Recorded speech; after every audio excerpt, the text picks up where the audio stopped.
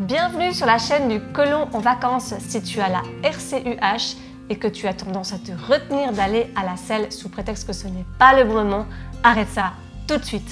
C'est un peu le profil type des RCUH, les personnes qui ont la rectocolite aujourd'hui, que de vouloir contrôler son corps ou en tout cas à tout le moins vouloir contrôler le moment où il doit s'exprimer. On va voir ensemble quelles sont les fâcheuses conséquences de ce réflexe de vouloir se retenir. Mais avant, je te laisse cliquer sur le mot s'abonner en bas à droite de la vidéo si tu veux éviter de perdre mon contact dans cette mégapole virtuelle qu'est YouTube aujourd'hui.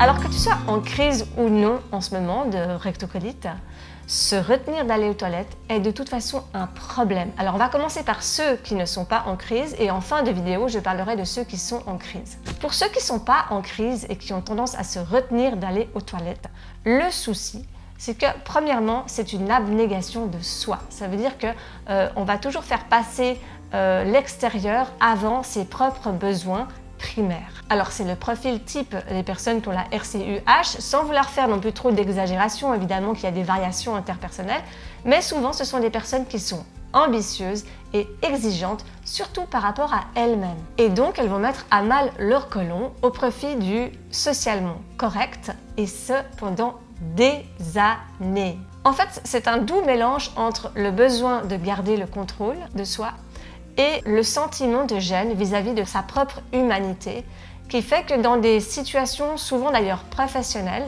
ces personnes vont avoir tendance à faire l'abnégation d'elles-mêmes au profit d'une demande extérieure.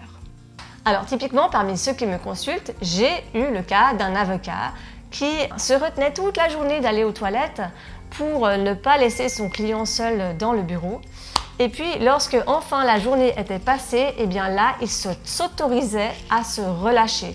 Oui, sauf que le problème, c'est que l'information qu'il donnait à son côlon, c'était « tais-toi » toute la journée. Donc, à force, le côlon est devenu irritable. Et une chose en entraînant une autre, il se remettait comme ça, cycliquement, en crise. Un autre cas de figure, c'est le cas du motard, en fait, une autre personne qui m'a consultée, qui était vraiment féru de tours à moto. Et puis, durant tous ces nombreux trajets, pour ne pas faire attendre le reste du groupe et ne pas se faire remarquer, en tout cas pas de cette manière, il avait tendance à se retenir jusqu'à en avoir des sueurs froides. Alors tant que c'était gérable, il gérait. Et puis bam, un jour, crise de rectocolite.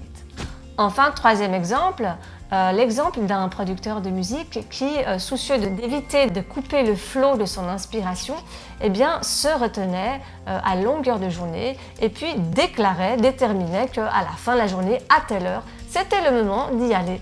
Sauf que l'information qu'il donnait à son côlon, lui aussi, c'était « tais-toi ». Et au bout d'un moment, eh bien, le côlon, il a arrêté de se taire. Le côlon irritable, c'est typiquement comme ça qu'il peut survenir. Ce n'est pas uniquement comme ça, mais ça peut être typiquement de cette manière. Et c'est pareil pour la vessie irritable. Il y a des personnes qui, des fois, simplement ont envie de tester leurs propres limites, se font des petits challenges, et puis décident de se retenir d'aller aux toilettes, simplement parce qu'elles ont besoin de se sentir plus fortes que les dictats de leur propre corps. Sauf que, évidemment, il y a des conséquences à ce genre de comportement. Et puis une des conséquences, c'est de développer le syndrome de la vessie irritable qui fait que lorsqu'elles iront aux toilettes, la vessie va pas être contente, et bien elle va pas forcément pouvoir se relâcher lorsque la personne aura décidé elle-même que c'est le moment d'uriner. Donc elle va uriner un petit peu et puis il va y avoir une rétention urinaire parce que la vessie, elle sera très irritée et très irritable. Alors c'est sûr que le syndrome du côlon irritable, quand bien même il peut être invivable et vraiment difficile psychologiquement, il n'est pas catégorisé comme étant une pathologie dans le sens où il n'a pas de marqueur inflammatoire. Mais à force, le côlon irritable, il va commencer à imiter des symptômes de la RCUH, par exemple la fréquence des selles ou le besoin d'aller à la selle la nuit et toutes sortes de choses comme ça. Et puis à force, si c'est couplé avec une alimentation inadaptée et éventuellement une période de stress, c'est quelque chose qui peut induire l'apparition de la rectocolite. Si tu es en crise, alors là, c'est encore plus difficile. Mais vraiment, évite de te retenir tant que faire se peut. Si tu es en crise, arrange-toi déjà pour toujours vider ton côlon avant de sortir de la maison. Tu vas aux toilettes par défaut avant de sortir, par prévention. Ensuite, si alors même que tu y es allé, tu ressens un besoin intempestif et que tu es dans la rue, dans ce cas, ok, tu vas le vivre une fois et ça va être terrible pour toi, ça va être un drame, ça peut être même un traumatisme psychologique, mais tu ne voudras plus le revivre une deuxième fois. Et dans ce cas-là, je te recommande d'acheter ce qu'on appelle des couches pour adultes. J'ai pas dit pour Pépé ou pour Mémé. Mon mari, qui avait 50 ans lorsqu'il a eu une très grave crise, a dû passer par là et je peux te dire qu'il était bien content parce qu'au moins il avait la sécurité émotionnelle de se dire ok bon, quoi qu'il arrive, au moins je ne vais pas me payer la honte et puis je suis en sécurité. Parce que la hantise de toute personne qui est en crise de RCUH, c'est bien l'ascenseur ou bien tout d'un coup l'urgence et l'impérieuse nécessité alors que tu es en train de payer à la caisse. Mais ce qu'il faut savoir par-dessus tout, c'est pourquoi il ne faut pas se retenir d'aller à la selle lorsque tu es en crise. Eh bien parce que les conséquences vont être beaucoup plus fâcheuses que si tu t'autorisais à évacuer. Le problème, c'est que à force de te retenir, même pas à force, rien que de te retenir une fois, ça va être mauvais parce que ça va exercer une pression intérieure sur les plaies des ulcères qui tapissent ton côlon. Et donc, un côlon qui était, si ça se trouve, en train de cicatriser, va à nouveau se fissurer par la pression que ça va exercer parce que tu vas vouloir te retenir à en avoir des sueurs froides. Conséquence, eh bien, tu vas ressaigner, voire saigner davantage si tu saignais déjà avant. Et là, pour cicatriser, c'est encore plus compliqué. Alors, conclusion. Premièrement, écoute et respecte tes besoins. Si tu as faim, tu manges.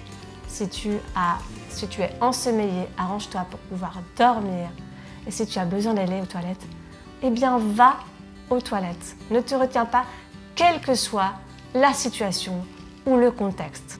Et s'il le faut, mets une couche. Et moi, j'ai envie d'ajouter une chose, parce que ça, on en parle moins. Mais si tu as un chien, fais bien attention à la manière dont tu vas te comporter lorsque ton chien va déféquer. Parce qu'il y a une explosion de rectocolite en ce moment, également chez les chiens. Alors, c'est pas dû uniquement à des troubles comportementaux, il y a aussi d'autres cofacteurs comme une alimentation inadaptée, croyez-moi aussi, pour les chiens, surtout pour les chiens d'ailleurs. Et puis, si toi tu corriges ton comportement vis-à-vis de lui, et ben lui ça va le déstresser. Alors par pitié, ne le stresse pas.